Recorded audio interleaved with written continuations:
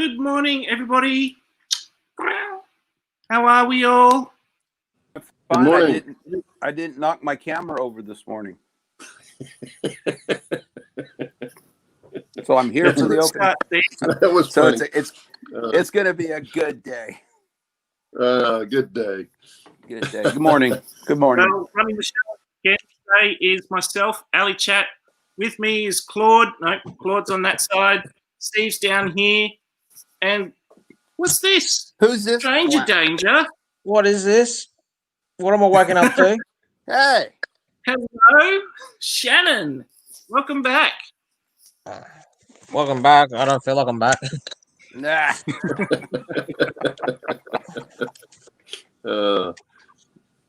He looks a bit rough around the edges. Rough around the edges. I've had one day off in the last 15 days. You're young. You can handle it. Yeah, got that right. And I found out I've got weak wrists now. Well, not going there. Cool Not stuff going for you there. today. We're going to be looking at hand laid turnouts. We're going to be looking at trees, and we've got an exciting competition for you guys. So stick around for that. Claude, how about you start us off? Well, first of all, I've got my re-rabbits right here. Oh, I got mine. So Got mine. I know where those are. I'm up in my train room today because the light's much better here for what we're going to do, or what I was going to show. Yeah, unless you want to do this. Yeah, but no, I don't want to do that. I'm not that strange love. We took one of the subjects that somebody sent in for today's show, which is hand laid track and turnouts, and also trees. So to kind of start that, I first started buying store-bought turnouts for my layout. And then I quickly realized as many as I was going to need, I thought I'd go ahead and do the fast tracks turnouts. And I had looked at them before I started buying turnouts, but I thought, oh, it's kind of expensive and I don't know if I want to do that. And then when I got to looking at what I was going to have for my layout, the fast tracks were going to be comparable. And then the other thing I like about the fast tracks is they look better, and then I can build a variety of stuff from the jigs. Once you build one of them, you kind of figure out what you can do with it, and the little modifications and stuff like that you can change. So that's why I went that way. There's a little bit of a learning curve. It's not much, and that's going to be. Oh no, that's not what we're going to use for competition today. We were going to do that, but we're not going to. But anyway, this is one of them that I built. This is a number 4, just a regular narrow gauge turnout. And you can see what it looks like. Now, if you put it on, I don't have any of the quick sticks with me. They sell the ties that are shaped like whatever turnout you got. This is a number 8 curved turnout in narrow gauge. Let me get that too close to the camera. And of course, it's got the quick sticks that fits around all of the PC ties. When you paint it up, you can't tell that they're PC ties. In fact, well, I'll show you some here in a minute when Steve starts talking. But one of the things I liked about it was, like I say, was being able to do custom work. And this is one I built for an application I've got on the layout. It's a dual track coming in. I can get that in the black of my shirt. You can see the dual track coming in, dual gauge coming in. But when it diverges, just the narrow gauge diverges. The standard gauge goes through, straight through. But if you'll notice, no points. So this doesn't even need a turnout machine. Now, I will have to have a frog juicer on the frog, but I won't have to have a turnout motor for this one. Now, of course, you can't use that just everywhere. Well, I guess you could if that was your need for it, but you wouldn't need to use that everywhere. You can have points on a lot of them. I also have some that I'll show you here in a minute that are installed that are a narrow gauge coming in, but the narrow gauge has to cross over to the other side. So say the narrow gauge is on the left side of your dual trackage, but it's got to go diverge to the right. I've got one of those over here. Now that one does have points, and the points only move for the narrow gauge. But when the standard gauge comes through, they have to be set for the standard gauge route because the points pick up the other side, the far rail. So if you had it set there, you'd derail a standard gauge train. So that one's got to be set properly when you go through it. But like I say, it gives you a really good ability to do what you want to do in track work. You can get as fancy with it as you want. They've got double slips. What was the one they call a gauntlet track? Which I don't know if you don't know what a gauntlet track is. It's say you have a bridge over a river or whatever, and you've got two separate railroads. They don't want to put their lines actually together, connect them actually together, but they've got to get them close enough together that they can each use that single lane bridge. So they make what they call a gauntlet, which would come together, and the inside rails would cross over each other, but they'd still each be on their own rail. So they've even got a jig for that. Yeah, it's just a frog, really. Yeah, it's just and it just squeezes it down, kind of like a chicane in racing, road racing. But there's all kinds of stuff you can do with it, and they make these in all kinds of scales, all the way down.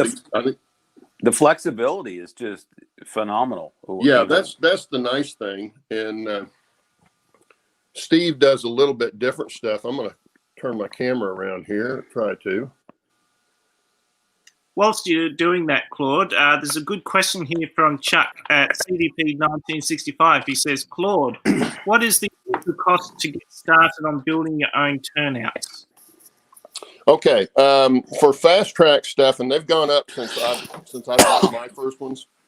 When I first bought mine, because I was going to be doing dual gauge. I bought the dual gauge. Now I didn't have to, but I bought a left hand. And when I say left hand, right hand, and dual gauge, it's talking about where the narrow gauge is on which side it is. Okay. So you can see this one, the narrow gauge is on the right side. If you're coming in this direction, it's on the right side. Okay. So I had to have one for each side because sometimes you need it on the other side.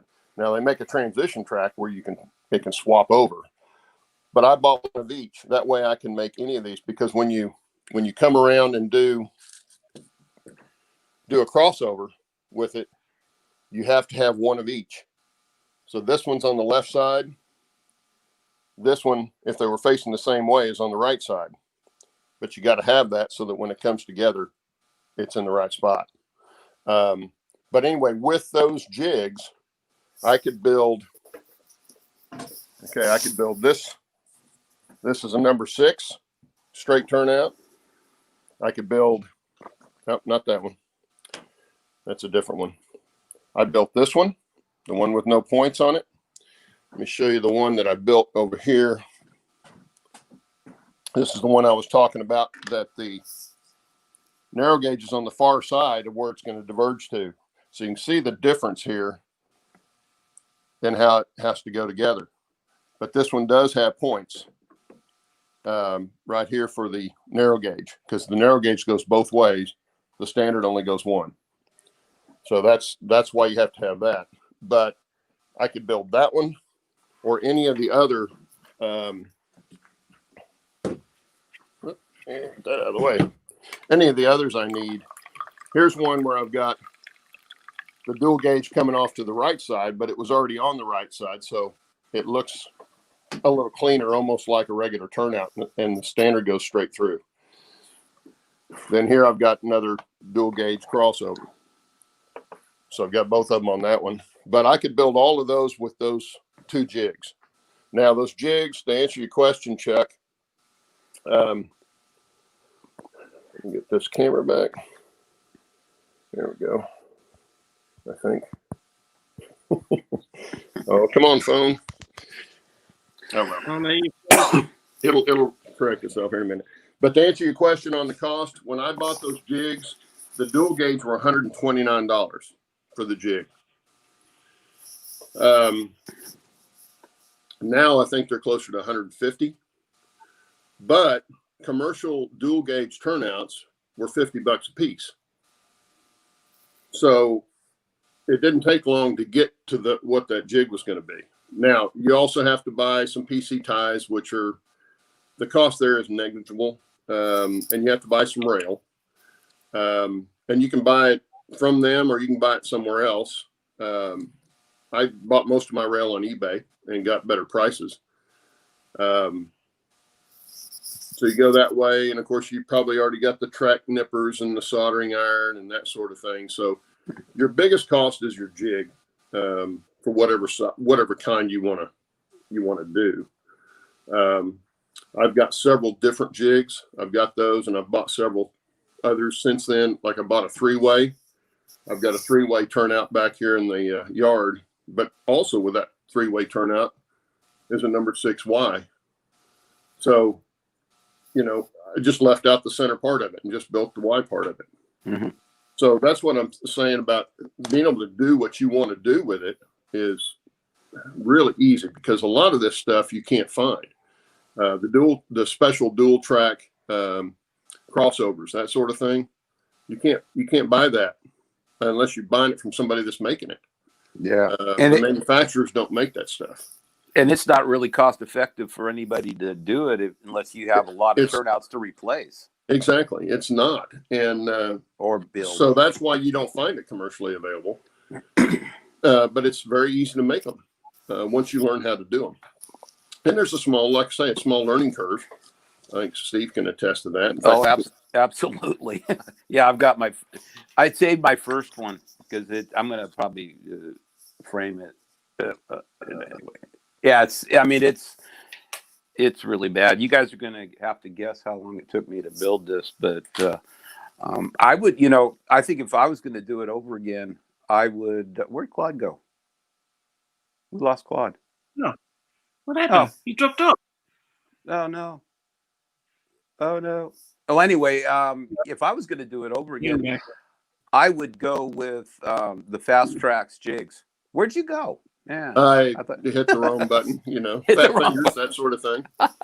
My phone still wasn't on this screen; it was on just me, and I was trying to get back to where I could see everybody, and I hit the wrong button. But yeah, I mean, the cost to get set up is a lot, but I think like for me, I've got a lot to do, so it's I think it's worth it, to invest it. But I think it would be easier. First of all, if you're doing a bigger scale, HO would be a piece of cake next to N, or smaller. But I think if you're originally building a layout like you're doing, Claude, and building your turnouts as you go, that's much easier than what I'm doing. Replacing them is there's even more of a challenge there. You have to incorporate it into an existing layout, and that's not easy. But I think if I was going to do it again, I would go with the Fast Tracks jigs, the Blue Ridge track jigs that I've got. They're good. I mean, there's no question that they're good. It's some sort of a composite material that the guy makes them out of. But I think if I was going to do it again, I'd go with the Fast Tracks. They're more, but I think they're more user friendly. I think Claude could probably attest to that. But I've not used the Blue Ridge, so I can't really comment too much on that, because I looked at some stuff that he had, and I ended up not going that way. But sometimes you can find the Fast Tracks on eBay, or maybe some of the other railroad forums. Now they still probably won't be cheap, but they'll be cheaper than buying them from Fast Tracks. Right. The great thing about them is you're not going to tear them up. They're going to last forever. Yeah. You can hand them down. You can give them to somebody else. You can sell them, whatever. You can make turnouts for everybody if you want, all your friends, whatever. Yeah. but it's a good tool. It's a really good tool, like any other tool that you have. If it's a good tool, it's going to last. And see, they that's will what last. that's what I'm thinking. I think the tolerances for fast tracks is probably better than this. I mean, these are good. I mean, they'll get the job done, but I think, the fast tracks would probably be, better. But, Yeah, and I think all of them are made for, all the fast tracks are made for micro-engineering rail, which is, I really like the rail, but I don't know how much different it is from anybody else's. Yeah. But they make it in several different codes, so you can, whatever size you want to use, you can get them in. But I think they just look better. I think they perform better. And they're not that hard to build. No, they're not. Once you do it, once you build one and figure out what you have to do in the steps, and they've got a real good tutorial on their site. It's not hard if you've got the right tools. Oh, I know what tools I forgot to tell you about, and I don't have them up here with me. That you will want for building turnouts, besides the templates. You'll need a point form tool, and that will file your frog points, and also your points, lead points, for whatever number turnouts you have. You need one of those for that. They'll usually do a couple of different codes of rail for each one. You could probably get by without what they call a stockade tool, which files down the web on the rail where the point comes up. Find one of these right here. Why are those so expensive, Claude? They're machined out of steel, out of hardened steel. Yeah, because you're filing your rail right on it. So that's why. But if I don't know if you see this here, you see where the web right up here on the stock rail, which is your outside rails, you can see where it's been filed down some so that your points fit into it. And that's what your stockade tool's for. Now you could do the same thing. What would work really well is one of those little 1-inch sanders. I was just gonna say, I took your suggestion and bought one at Harbor Freight. I think it was like $30 or something. Yeah, and that works great. That works perfect. If I had to do it again, if I didn't already have one, I would probably go that way.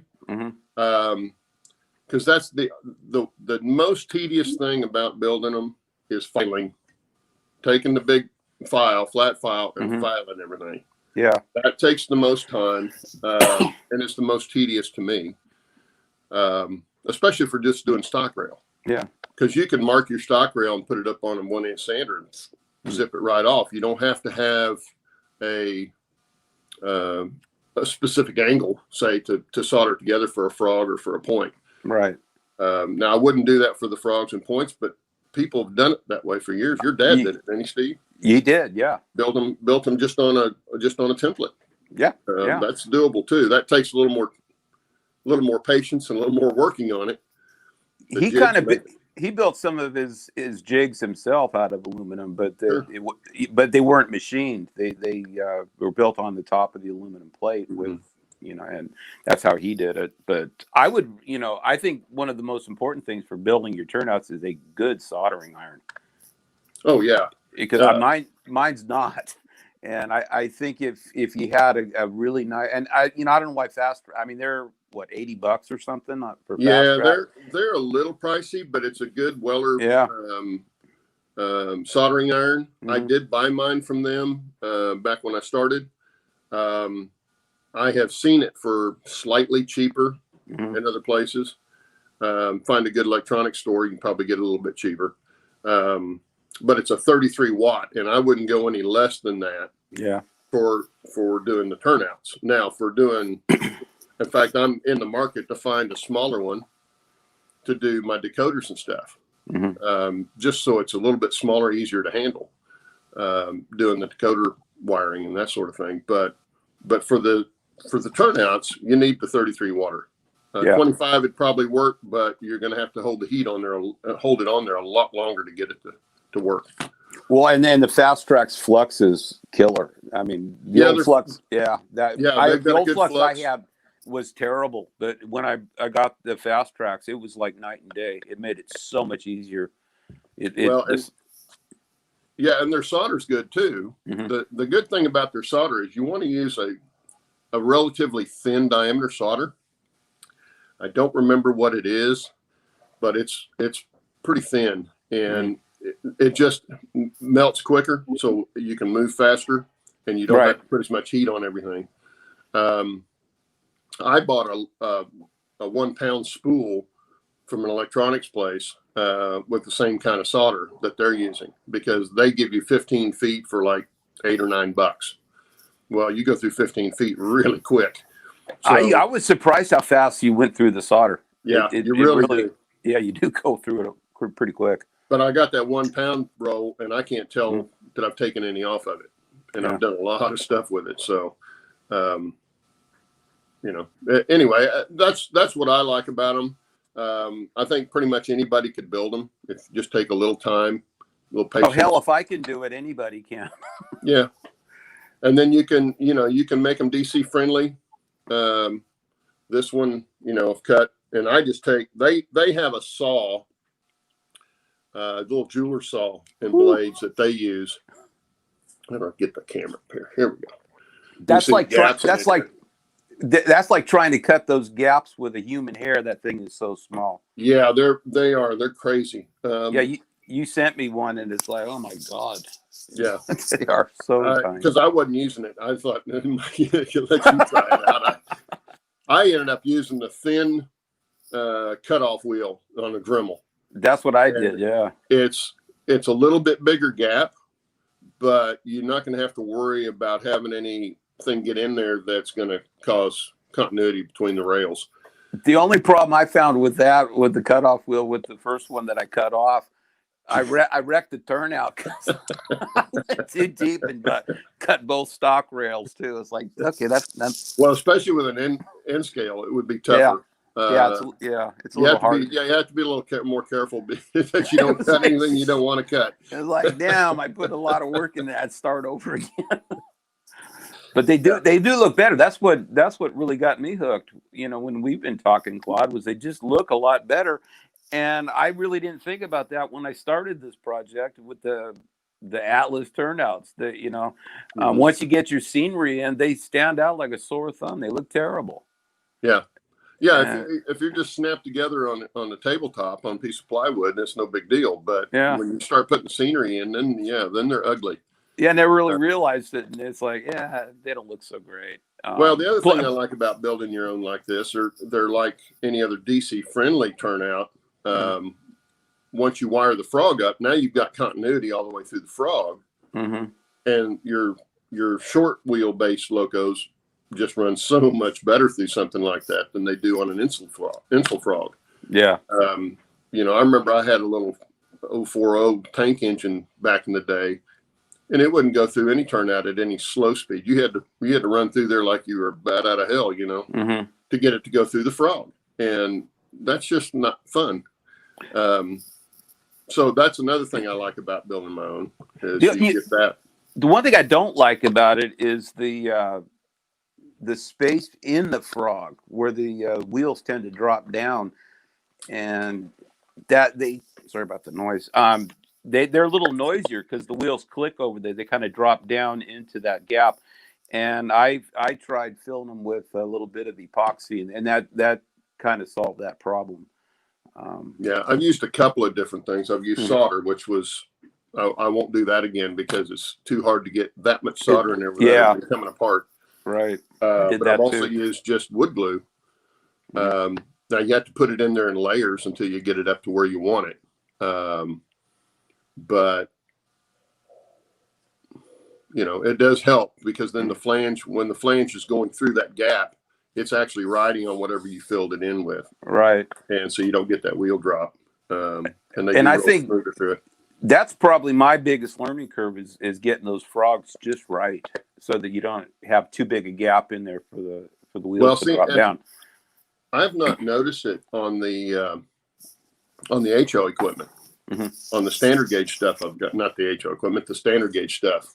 The wheels are bigger, and the gap is not any bigger really on the HO than it is on the narrow gauge. I mean, on the standard than the narrow gauge.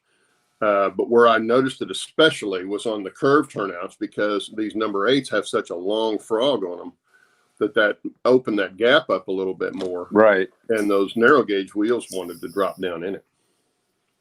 Yeah, because I'm doing number 6, so that's a bit more of a problem too. Yeah. But yeah, I wanted to hand lay rail. I'd always wanted to do that. I'd seen it years ago in Metal Railroader magazine, somebody doing it, and I thought that looked really cool. And I thought, that'd be kind of interesting to do that since I'm starting. I enjoy it. I a lot of people know I did that, years and years ago with my dad. I played a lot of hand laid track, but that was all code 100 and, Yeah. It's time consuming, but it's I get a lot of satisfaction out of doing it. I was gonna say that's a part of the hobby. I didn't realize they are fun to build. I'm probably not going to do that on the upper deck. I will have the hand built turnouts up there, but I'll probably use flex track on the upper deck just to go faster. People aren't going to be able to see the hand laid track up there anyway. Right. So it's kind of a wash there, but I like doing it. I think it's a lot of fun, and it's not hard to do. No. It's more time consuming, but it's not hard to do. I think we went up on about halfway, aren't we? Yeah. I'm trying to stop Ally? you guys are on a roll. No, I think nearly we've halfway. talked enough about that. Unless somebody's got questions. Does anybody have a question on this? I think most everybody's heard us talk about this before. Yeah, yeah, exactly. There was But one if there's any question I'm questions, trying we to can do get that. back onto. Where is it? I'm trying to find it now. It was from our good friend John 2618. Where is Hey, he? John. Good morning, John. Flying John. Flying John. Flying John. He was asking. Where is it?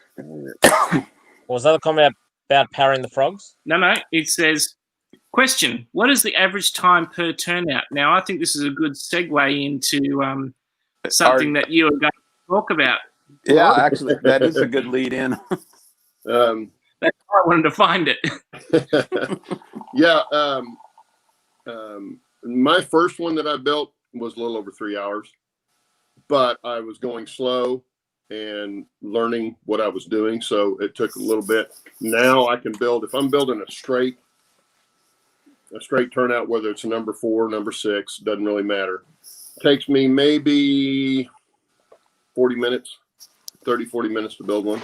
Well, one thing I did that I sat down and mass produced a lot of pieces. I did, I sat down and filed points, and I filed frog points and put them in this little gizmo, and that makes it quicker. I mean, it still takes me about an hour, but I don't have to make each piece. I just go into my little container and pull out what I need and build it.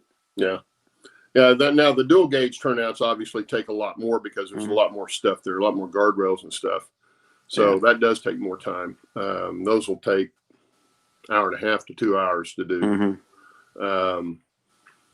I think Fred said something here. Technically, the wheels shouldn't drop at all. That's true, Fred. They shouldn't, but you know how it is when they scale stuff down, it changes things. It doesn't stay the same as what real life is. But also, if you'll look at a real frog, and Steve can probably tell this better than I can, but if I'm not mistaken, the frogs, aren't they usually cast? Yeah, they're cast and they've got a solid bottom to them, don't they? Yeah, a lot of them, yeah. Sure. So the ones I've seen locally here in Australia are exactly the same. Like, you can see where the wheel flange goes through, but if you actually look up close, a cast piece, pretty much, either casted together or welded together, depending how they manufacture them and what weight ratings they need them for. Yeah. And the only one, Fred, that I've actually had problem with is the number 8 curve turnout. I don't know what that is. I've tried to get the frog in there further. Tried to get the guardrail up closer, but there's a fine line in there where you can only go so far or the flange won't go through. So Well, and too, when you scale that down in real life, the gaps, the flangeways in a frog are not very big, so the wheels don't wander anywhere. But when you get like an N scale, you got to have that space. It just doesn't scale down very well. Mhm. Oh yeah, no, exactly. Like I've found because I use Pico turnouts, straight off the shelf, and I find with some of my stuff, for them to actually navigate the turnouts properly, I have to shim them with really, extremely thin sheets of styrene and just layer it. And then when I go that little bit too thick, I have to get a bit of sandpaper and I get it in there, and I just have to sand it gently and just test it constantly. Yeah, that's the thing. When you scale stuff down like that, I had the same problem flying model airplanes. It changes things. When you change the size of what you're modeling, that changes everything. It doesn't change just the size. Mm-hmm. It changes all kinds of parameters. So it's the same for model trains. Mm-hmm. That's why most in scale equipment, or at least the first stuff that I used to have, the wheels were the ugliest thing on there. Because they were so scared they were going to come off the track all the time. They had these giant flanges, and they were ugly. And that's the main thing I didn't like about N scale. Right. Yeah. Well, technically, if you looked at N scale, code 55 track is still prototypically incorrect in height. Mm-hmm. Like if you were to scale code 55 N scale track to 1-to-1 scale, you're probably looking at a piece of track that's about 2 inches too tall compared to standard track. Yeah. Right. Well, it's like I'm using code 70, which is really heavy for a narrow gauge in real life. A lot of guys model in code 55 and code 40. Mm-hmm. And you're talking about, a train that's, the cars are about halfway between N scale and full gauge HO. But when you go to spike those down, if you've got any spikes that come up at all, you're going to be bumping down the track or derailing. Mm-hmm. If you're hand spiking. Your tracks tough, very tough. It's have to be. Shannon must be on the ocean. Yeah, rock and roll. Okay, well, now we're going to do tell you about the contest we're going to have today. The prize will be your choice from our Teespring site. One item from Teespring. T-shirts, coffee cups, hats, all that kind of stuff. We're gonna talk in the second half of the show about trees and stuff. So the contest question, well, I won't tell you that yet. Let me give you the rules first. You get one guess. Give me a drum roll. If we see that you guess twice or more, you're out. Okay. You get one guess. Okay. If we have a tie, then we'll have another one similar just between those two. Okay. You want to do yours or mine, Steve? Do what? Oh, my layouts. For what? For the contest. You my layout. I don't care. Okay. You remember how many you had on there? Uh-huh. Okay. Yeah. Okay, guys. The contest question is, how many trees does Steve have on his layout right now? Okay, so you got about 2-3 minutes to type it in, and then we'll take the winner from there. Here, you can even count them. Sure you can. Sure you can. Now, whilst everyone's taking a stab and guessing or whatnot, I guess I know I've been missing for 3 weeks now. Yeah, something like that. Yeah, been about 3 weeks. So just a bit of an update. Like, as I said in previous videos, I was going to be stepping back from the show a little bit because of work commitments and life commitments, and whatnot. So in saying that, currently at the moment I'm working between 7 to 10 days straight with a day off here or there, depending on where that day off lands. Like tomorrow I start my shift at 11. And I had an extremely long nap at about 12 hours ago. So, I should be pretty right for the morning. But so my first job is basically, in my standard industry of automotive, but the second job, which still learning the ropes, and I'm pretty sure a lot of you guys would be pretty happy if you were to be in that same position, but I am currently working for Train World Proprietary Limited Australia. So I'm doing between 2 to 4 shifts a week with them. And once my trial period is over, hopefully I can stick with them for a fair few years. Okay, so And it's the closest I'm going to be doing my hobby because I've got no time to touch my trains. Well, I got a question then, since you told us that. What's our discount? Your discount? Yeah. Your discount. I can tell you right now, everyone in the States will get better prices than what we get just due to the exchange rates and taxes and everything that gets added on. I'm sure. Yeah, I was kidding. Yeah. But in saying that, like, I did find out one thing, and that is Pico is anyone who is buying Pico, stock up now. Anything you need, stock up right now because England is going into lockdown again. So Pico has stopped production again. So therefore, everyone who supplies Pico is selling out. Wow. Like toilet paper. So stock up and sell them on eBay. Yeah. Okay, I think everybody's had a chance to put their guess in. Steve, you've been watching chat? I have been. Okay. I haven't seen. I've seen somebody that's close. Yeah. Well, you're not going to get an exact probably. Let's see. How many were there on your layout? I have 325. Okay. And I see John 2618 said 375. That's pretty close. Let's see. Yeah, that's probably the closest one that I can see there, Steve. What about Almar? He's at 287. Ooh, do the math. I don't know. Get a calculator out. How many did you say? 3 what? 325. 325. So Steve's now off 287 is closer than 375. Oh, okay. Let's see. I figured you'd know that. Yeah, Al's closest.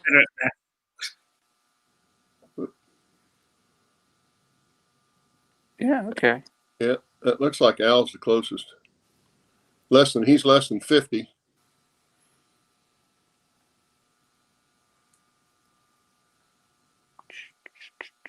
And Steve is 50 off. Yeah. No, I think Al's the closest. Yeah. All righty. Congratulations, Al. Okay, Al, you can go to the Teespring site and decide what you want. If you pick a T-shirt, I would go at least a size bigger than you think. Mm-hmm. They do shrink a little bit. Yes. And this is actually a 3X I'm wearing, and normally I used to wear a 1X, but they started making stuff so much smaller that I had to go up in size to get them on my shoulders. Yeah, they run small anyway. They run small, so even before you wash them. Yeah, you want to go at least a size bigger than you think. 2's not out of the question for sure. But anyway, Al, if you will send a email with your choice and your shipping address, so I know where to have them ship it. It's down in the link. Yeah, it's down in the description. The Back on Track moderators. And you also get a key ring. So which you want, aluminum or steel? Just Which would you like? And then we'll send that too. Actually, I do have one more thing because I'm about to pop off because I've got to get to bed anyway. Traveling boxcars. I know the HO boxcar is en route or has arrived at its next destination. I believe Claude has been trying to chase up the N scale. I know I've been trying to chase it up. No, You've got no updates? no, I don't. No, I haven't been looking. I don't have any way to check it. Okay, guys, we just need your hand. Just with the N scale one. Now, the person who currently has it, don't bombard him and I guess assault him with comments and stuff. But you know, because last we checked, he was doing hurricane relief or something, wasn't he? Yeah, I know he's been really busy, but Well, yeah, he's put out a couple of videos. yeah, You know, here lately too. So I don't know, but I haven't talked to him. So yeah. Anyway, so if anyone who can get a hold of Ron Marsh for us, because yeah, I've sent him a few emails and that, and I can understand he's a busy guy, especially if he's doing the hurricane relief. Like, you know, if he was doing that, he'd probably be in a similar position with me and be like, "Oh crap, where am I going to find this 10 minutes to do something?" So if you know anyone can just say, give him a hoy and be like, "Hey, just wondering how things are going with the traveling boxcar." Because obviously we want to try and keep them moving so everyone has a chance to actually be part of the traveling boxcar. But yeah, that's my stint. okay. Just one more quick thing. Chuck's been doing a fantastic job of reminding everybody, but don't forget to like, subscribe, and hit the bell icon down below. Ding. Yeah, we got lots of thumbs ups. That's cool. yeah. All right, with that, I'm going to pop out. Alrighty. Enjoy the rest of the show, guys. Later, Take care, Shannon. Shannon. We'll see you. If you can't tell, my brain is really struggling to actually think of what I need to say. It's like it We is just all thought the that time. was normal for you. I just say that. What's different? Oh. But yeah, but anyway, hopefully you guys will get a bit more notice when I'm going to be jumping on. But otherwise, yeah, till next time, take care, guys. Don't work too hard. Don't work too hard. Take care of that family. Be good. What do you think I'm working hard for? And don't forget my packages, Steve. Yep, I know. We're working We'll on talk it. about that later. Okay. Later, my All right. friend. See ya.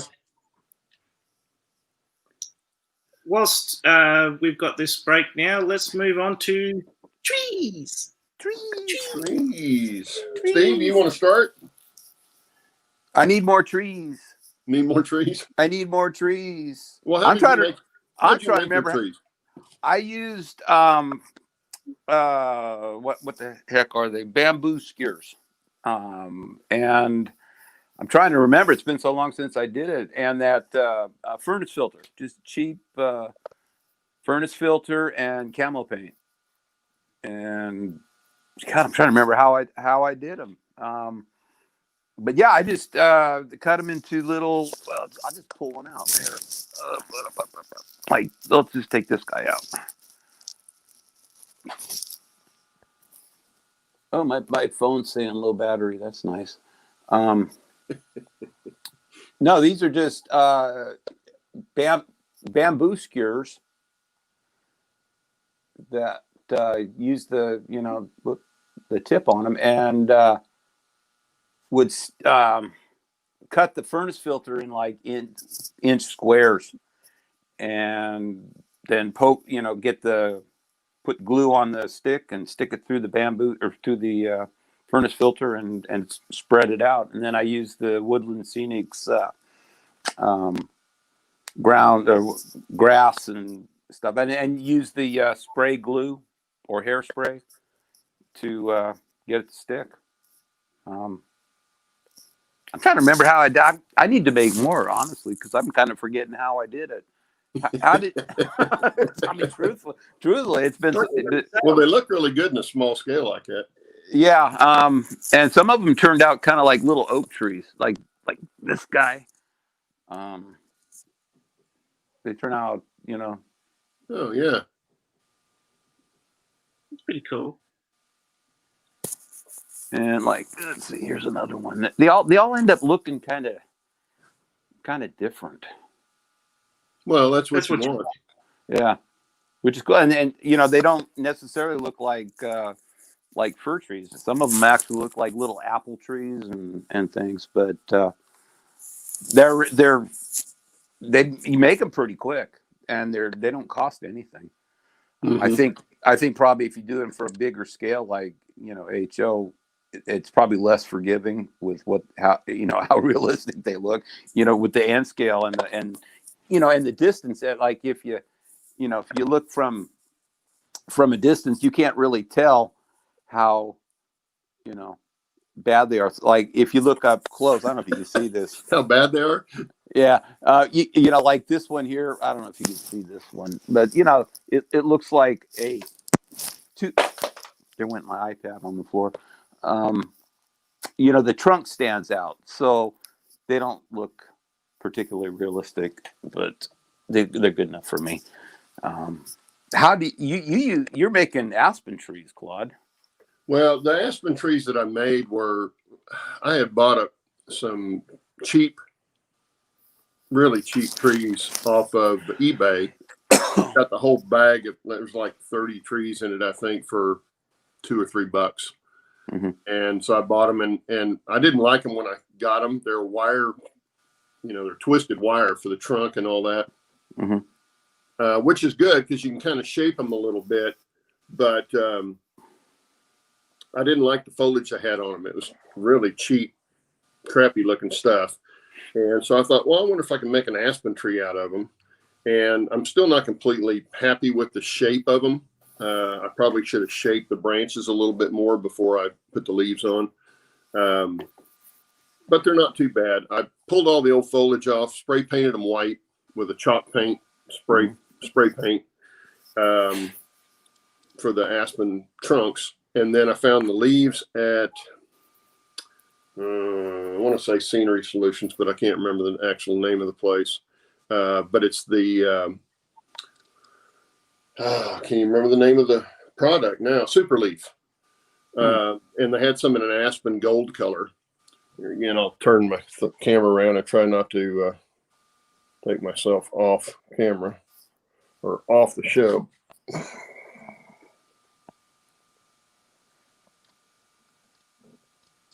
Okay, let's go around here. Oh, he disappeared. Gonna make them bigger.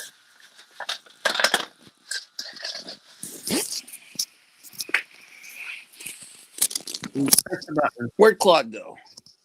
He pressed a button, I think. Oh, he did that. Okay. Here we go. Here he is. I'm getting good at turning myself off. You're very good at that. What did you do? Oh, hit the wrong button again. Okay. Okay, here we are. The aspen trees that I've done are right here, and you kind of see, if I can get up close enough, you can kind of see the trunks. And for the black on the trunks, I just took a black marker.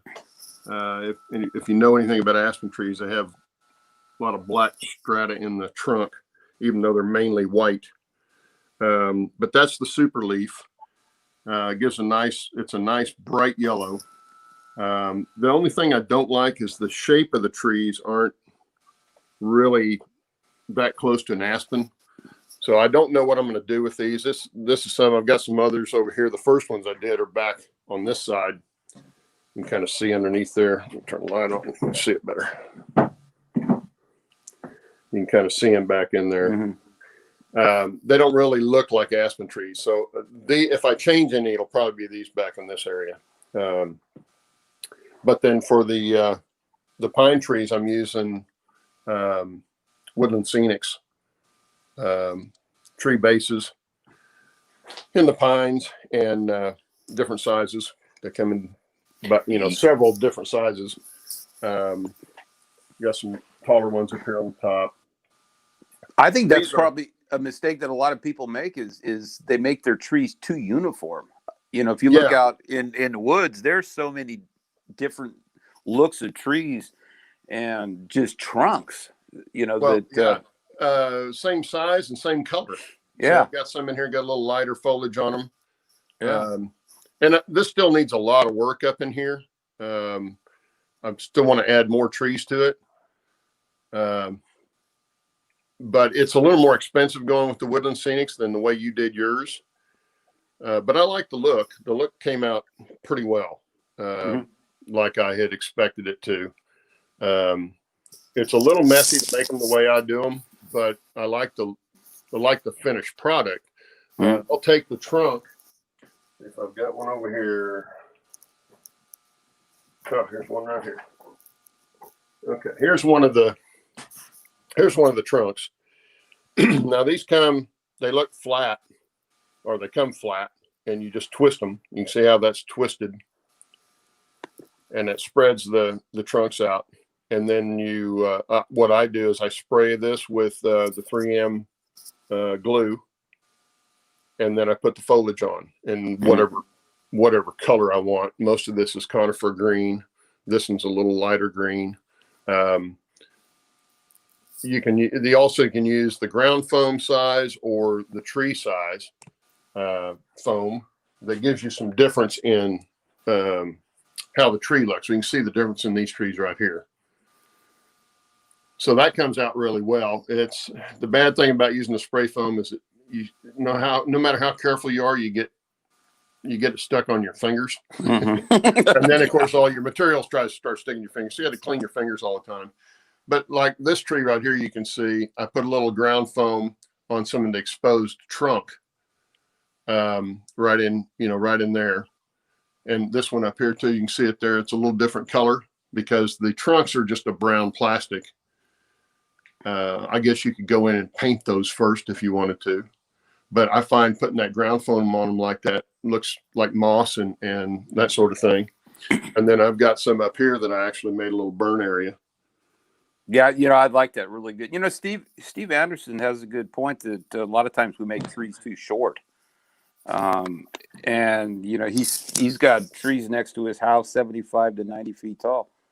And others are 40, 50. So yeah, a lot of people make it, and that's a really good point. Well, there again, the perspective comes into play. Most of mine are probably too short for what they would normally be. But you get them a full scale height, and they're going to be way too big in this room. It's going to overpower the room. Right. Some of these I think are 40 or 50 foot high. These are the tallest ones I have. They're right up there. There's one that I did, a little tall one there. I don't have my scale up here, but my guess is that's probably 60, maybe 70 feet high. Tall. But if you go to Colorado or any place that's a lot of forests, California, Oregon, they get pretty good size. Not even counting the redwoods. So I've got trees in my yard that are 100 feet.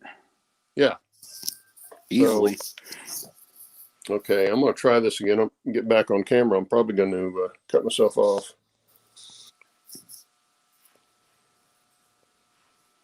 No, don't want to do that. There we go. There you go. Found the right button. But anyway, yeah, and you start making them and you think, well, I got a bag of 44 trees. That'll be plenty. And you start putting them on. And you get them all and you go, oh man, that's not even coming close to covering it. Oh, layouts eat trees. Yes, they do. And I've got probably 150 on this right on the mountain, and it could use another 150. Because if you look at the backdrop, and I'm just going to flip the camera around here. Here's one of my backdrops. You can see how dense the trees are. So, to get that look of that right there up here, you really got to put the trees in. Yeah. I don't know where I'll end up stopping, but God, that looks so good, Claude. Man, that backdrop and the trees, that looks great. Oh, the backdrops are great. I got the next one's on its way, so it's going to go right in here across, right behind the yard right here where I'm sitting. Mm-hmm. I'm actually going to do it properly and get it in there before I start putting anything in front of it. Yeah, Chuck, 100 feet. Yeah, we got some tall trees around here. Yeah. Well, especially on the Pacific Coast, you'll get them. Oh, yeah. But Colorado's got some too. And As a matter of fact, basically what I'm modeling. I had one come down, a little over a week ago, went right over my power lines and had my power up for 6 hours. So, yeah, they do come down too. Yes, they do. Leslie Gilpin makes a good point here. He says, put your big trees to the front and the small trees to the rear so you get that forced perspective going. Yeah. Yeah, and you put your crappy trees in the back too. So My problem is on this mountain, it's hard to do front and back. It's bottom and top more than front and back. But yeah, it's hard to do that on mine because mine's not a very deep layout. And the deepest part, which is right here behind the camera, was the yard. It's not going to have a lot of trees in it. So, that kind of goes away there. And back over there, it's all like shelf layout. So it's really hard to do that with the forced perspective when you don't have enough depth there to start with. It makes it a little tougher to do, but yeah, it does work. The forced perspective works. Excuse me. Well, we're getting down to that time. Look at that. Wow. Yeah, nice blue, didn't it? Chuck wanted Has anyone got final questions? Yeah, Chuck wants to know if Steve changed his last name. I did. No, Allison did. I was playing around with it, and I figured out I can change people's names. Oh, that's scary. You don't. Well, it's better than being accidentally kicked off, isn't it, Steve? Oh, I haven't done that anymore. Yeah. That was yes, John. It does feel like Colorado. Of course, my backdrops are from Colorado. They're at least that's what they are claiming to be, which I'm pretty sure they are. In fact, the one I showed you up here is from the collection of Colorado Autumn, or Autumn Colorado, whatever he calls it. But he's got a whole bunch of just Colorado mountains. He's also got East Coast stuff. He's got stuff from the Bahamas, which I don't know what you'd use that for, but I wouldn't think a train layout would need Bahamas background. But I guess if you want to be down by the beach or something, you could. If you're doing Florida, maybe something like that might work. Got some great city backdrop photos on his site, and that's Lark Productions, LARC. And the guy's really good to work with. I gave him a little bit of a job to do on this one back here because it was much taller than what I needed space-wise, height-wise. I think this one is 12 feet long, going to be 12 feet long, but it's only 17 and a half inches high. Well, the picture was 36 high. So I asked him, I said, can we cut off some of the sky right at the highest point of the mountains in the background? There are distant mountains that I'm going to put here. So I didn't want a lot of sky above the tallest point, but I wanted to kind of keep the perspective. I wanted him to shrink the picture down without chopping stuff off, okay, to make perspective. And he did that. He also reversed the image. And then he came back to me and he said, because it's got a picture of one of the narrow gauge trains in it. And it says Rio Grande on the tender, just like the ones I have. And when he reversed the picture, it changed it put the lettering on there backwards. So he had to go in with Photoshop and change that too. So he said he had a lot of fun doing that one. He hadn't done that in a while. And because most guys just order whatever backdrops up there and take it like it is. Mm-hmm. So he had a little work to do on it, but it didn't cost me anymore. He does all that included in the cost. So he's really good to work with. We've got some interesting new pictures showing up. They're a bit late, but we've got Heath, we've got Glenn Ginsberg, and we've also got Mystic Southern Railway. They must all been riding with Heath, and Heath was driving. And they're late. And it's all Heath's fault. It's all Heath's fault. It's all Heath's fault. Welcome, guys. We're about ready to sign off here, I think. But Yeah, you're a bit late, guys. And you missed the competition too. Yeah, you missed the giveaway. We'll do another one for too much longer. Congratulations again to Al Marv winning. Yep. So anyway, yeah, I'll get us that email with your choice, and Steve and I will get your stuff out to you as soon as possible. Yeah. And we are other announcements we have to make. No show next week. Yep. Okay, we're going to take off for Thanksgiving weekend, so enjoy it with your families, and don't listen to the idiots that say you can't meet for Thanksgiving. Yeah, and don't watch the news. No, don't watch the news. Don't watch the news. News is not good. Don't watch the news. So anyway, that's all I've got. That's all I got. We'll see you in 2 weeks. All I got. We'll see you in 2 weeks, and thanks for coming. And happy Thanksgiving to everybody. Yes, happy Thanksgiving. Yes. Okay. Happy Thanksgiving to everyone in America. Take care all, and we'll see you in 2 weeks. Bye. Later. Bye.